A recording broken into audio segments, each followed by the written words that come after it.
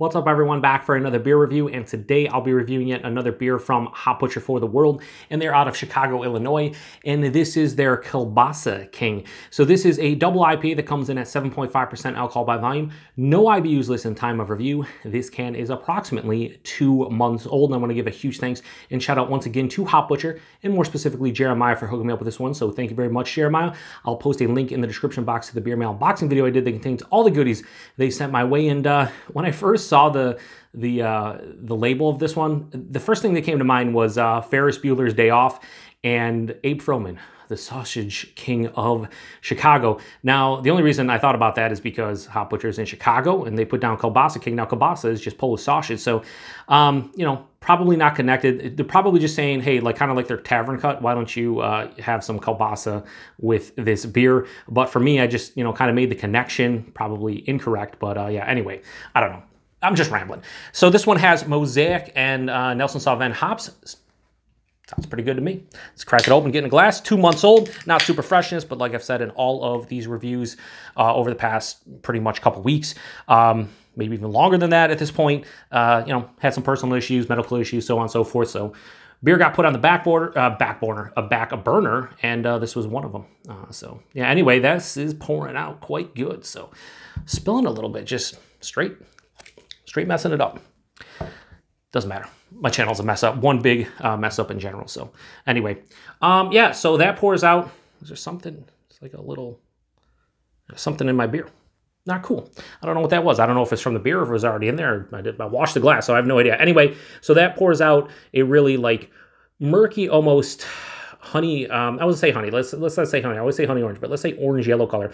Looks almost milky to some degree. There is some condensation on there, some chill haze. But yeah, it plays the role of a New England style double IPA. Has about 1.5 fingers to 2 fingers of this off-white head, very creamy looking. But yeah, plays the role of what I'm looking for within the style. Let's get a nose. Oh, I forgot to read the taste notes. We'll have to see. They're going to have to mention some kind of grapes in here, right? Berry medley, yep. Dank greens and crisp white grapes. I guess we'll see. When it comes to Nelson Sauvin, usually most people get some kind of grape character to it, mostly white grapes, but we'll see, yeah. So those dank greens are still here for sure.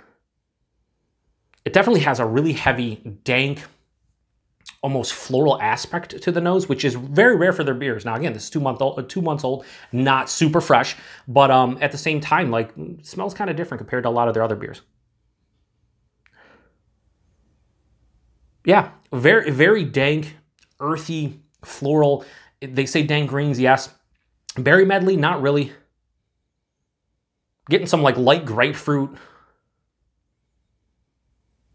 Sweeter pineapple. Okay, now the white grapes are coming out. And also like a slight like passion fruit kind of nose too. Man, this is starting to open up in the glass quite a bit actually. Yeah, I can see I think they say crisp white grapes. I can see that. We get more like a passion fruit to this one. Passion fruit, sweeter pineapple, underlying like a zesty grapefruit, but then those dank greens are the predominant character, definitely hanging over the rest of the notes. It smells different. It smells different for a Hop Butcher beer for me from what I've had from them. So it smells pretty good though. Let's get into it. Cheers everybody. Thanks again, Jeremiah.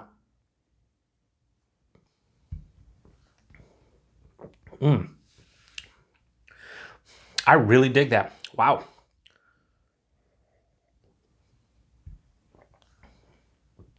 Man, that's fucking delicious. Holy shit. 2 months old. I wasn't expecting this to be like blow me away, punch me in the face with flavor, but it is. The palate and taste is way more substantial and bold than the actual nose was. Wow. Hang on, let me go back in. Body's higher side of medium body, kind of right in the wheelhouse for their double IPAs. The mouthfeel. I always say this. I always say, yeah, it's the same mouthfeel from Hop Butcher. You know what that means. And then I can, you know, continue on and say, oh, it's soft, smooth, and creamy. At this point, it has I used to say it has the other half mouthfeel, and that's where I'd leave it. I wouldn't say anything else, and the people would come to my reviews on other half beers when I would do their IPAs, and they'd be like, what does other half mouthfeel mean? And I'd have to explain it. So Hop Butcher is very similar. What I mean by Hop Butcher mouthfeel, it's soft, it's smooth, and it's creamy. It has a pillowy, very just like creamy sensation on the palate that enhances the drinkability to levels that I didn't even think was possible. Like, they have just dialed in the mouthfeel just almost perfectly, like, for their beers, for what I want from them. They're just fantastic. The mouthfeels are absolutely phenomenal. And this is another one. So, fantastic mouthfeel, proper body. The taste, I'm getting sweet like grapes mixed in with passion fruit, mixed in with like a gooseberry.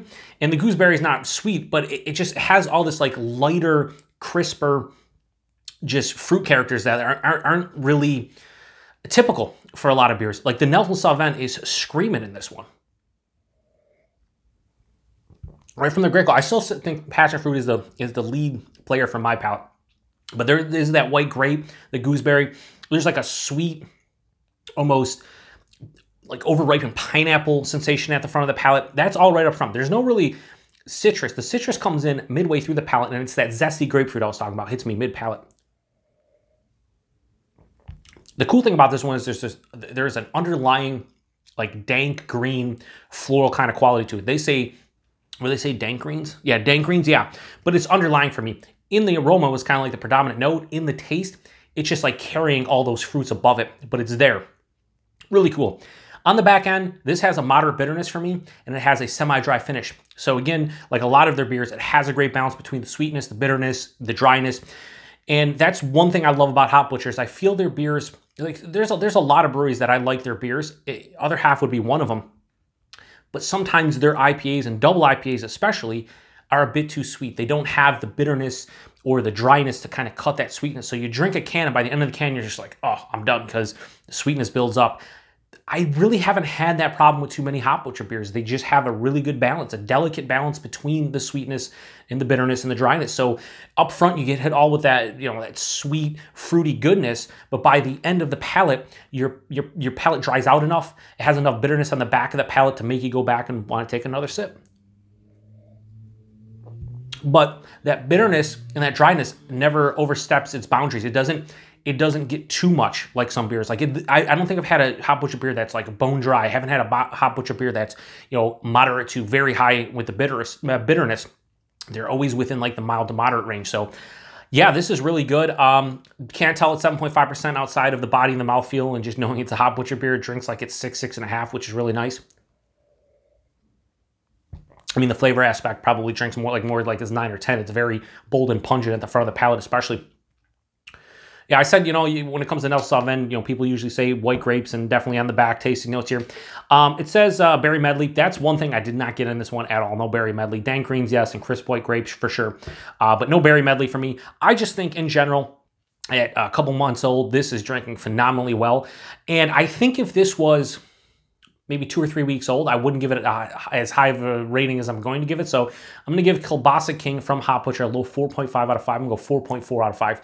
And the reason I'm going 4.4 out of 5 is because at 2 weeks old, this beer has held up so well. I'm just kind of blown away. Now, you know, when I told Jeremiah I was going to review some of these beers, you know, a bit older, substantially older than a lot of other beer tubers that they send beers to, he was fine with it. He said, our beers hold up well, in my opinion. And now drinking so many around the 2-month range, somewhere between 6 weeks to 2.5 months, like I've had like a half dozen within that range, I can safely say that Hop Butcher beers do hold up. Now, to be fair, I don't know if they're going to hold up if, you know, they get distribution to local places and they don't put them in the fridge. They are not cold. I don't know how they would hold up in that aspect or in that situation. For me, every time I get Hop Butcher beers, anytime I get beers sent to me from anyone or I go to the store, I always put them in the fridge just to make sure, unless it's something that, you know, I'm going to age and just put it in, you know, here in the basement. But, yeah, I just think this held up extremely well, and I'm super impressed that this is 2 months old and it drinks as well as it does. It really is impressive. So yeah, 4.4 out of 5 all day. Price and availability. Price point, value. Yeah, great value, because this is $14.99 a 4-pack, and I pay that all day, every day for a beer as good as this, especially since it's held up over 2 months to a standard that is hard to hold up to when you're talking about, you know, New England style IPAs. And availability, Chicagoland. If you can get Hop Butcher, you probably saw this at some point. I don't know if this is one that they've released before this release, but if you've had this one before, let me know what you think about it, because I think this is fucking dynamite. I'm loving this, and I can't wait to go drink the rest of this off camera. So appreciate Hop Butcher and Jeremiah sending this one my way. Thanks again, guys. And thanks to everybody for stopping by for another beer review here on the Beer Patrol. I think we're done here. Till the next one. Cheers.